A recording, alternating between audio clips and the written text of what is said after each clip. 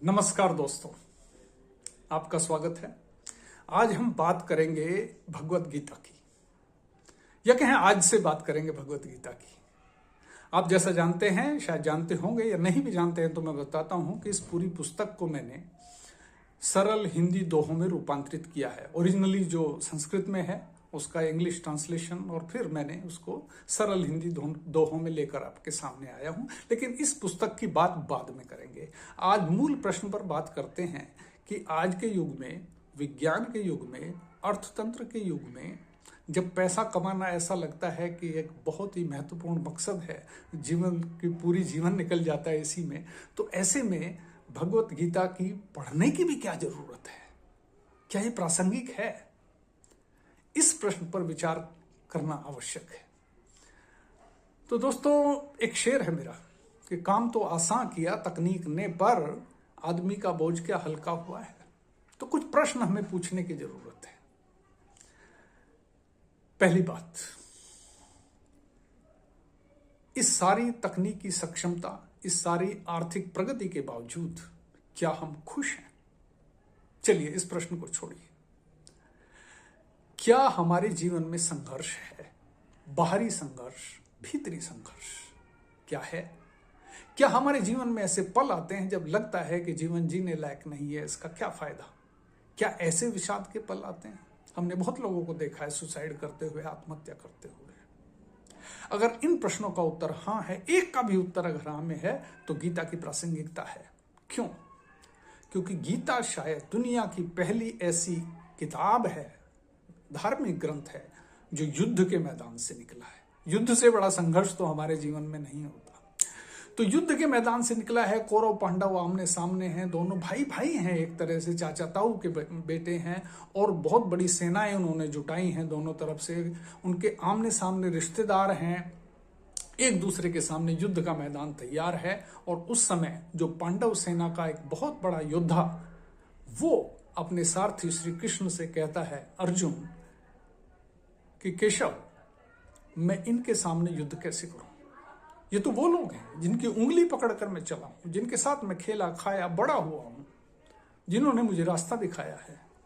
इनके युद्ध से तो अच्छा, इनको मारने से तो अच्छा मैं खुद मरना पसंद करूंगा, इनके हाथों मरना पसंद करूंगा।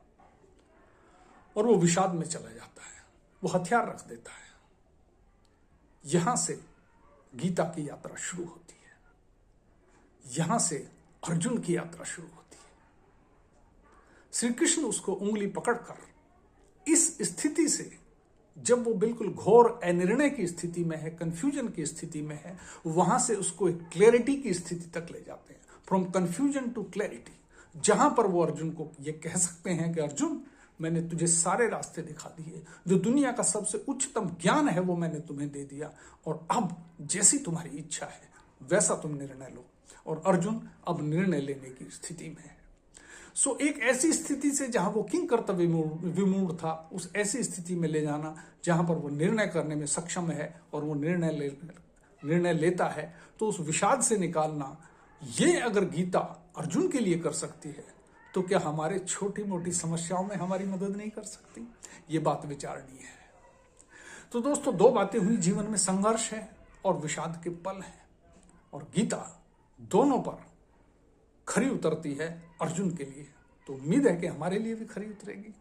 एक और बात है, गीता शायद पहली ऐसी पुस्तक है जो आपके रास्ते में कोई एक रास्ता नहीं आपको बताती। कोई धार्मिक पुस्तक, ये ज्यादातर धार्मिक पुस्तकें आपको कोई एक रास्ता बताएंगी, लेकिन ये ऐसी पुस्तक है जो आपके सामने एक ब्रॉडर विजन, एक बड़ा विजन आपके सामने रखती है, बहुत सारे मार्ग आपके सामने रखती है, और फिर आपको कहती है कि आप निर्णय करो, जो आपको ठीक लगे उस रास्ते पर चलो, जो मार्ग तुम्हारे लिए उचित हो उस रास्ते पर चलो। ये जो इंडिविजुअल की फ्रीडम है, ये जो मनुष्य की फ्रीडम है, ये कोई धार्मिक पुस्तक ग्रांट करती है, देती है आपको, ये अपने आप में एक बड़ी चीज है, आपके विजन को प्रौढ़ करती है।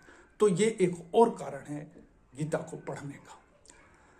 अब एक प्रश्न रहता है, और वो ये प्रश्न है कि गीता पर तो इतनी टीकाएं हैं, इतनी किताबें हैं, तो मैंने क्यों लिखी एक और किताब? तो दोस्तों, बात ऐसी है कि मैंने जितना पढ़ा है ओरिजिनल तो संस्कृत में है, आप सब जानते हैं। जितना मैंने पढ़ा है, जितनी टीकाएं पढ़ी हैं, मुझे हमेशा ही ऐसा लगा कि भाषा इतनी मुश्किल है, इतनी क्लिष्ट है कि इसको पहली बात तो समझना मुश्किल, और समझो भी तो फिर इंटरेस्ट जो है उसको सस्टेन करना, लगातार उसमें रुचि बनी रहना, ये बड़ा मुश्किल काम है।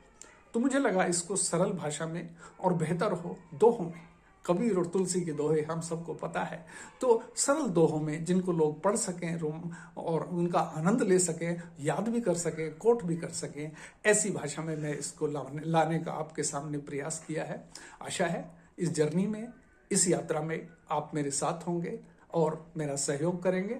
और अंत में एक बात और, कृपया इस चैनल को सब्सक्राइब करें, लाइक करें और शेयर करें। बहुत बहुत धन्यवाद दोस्तों, नमस्कार।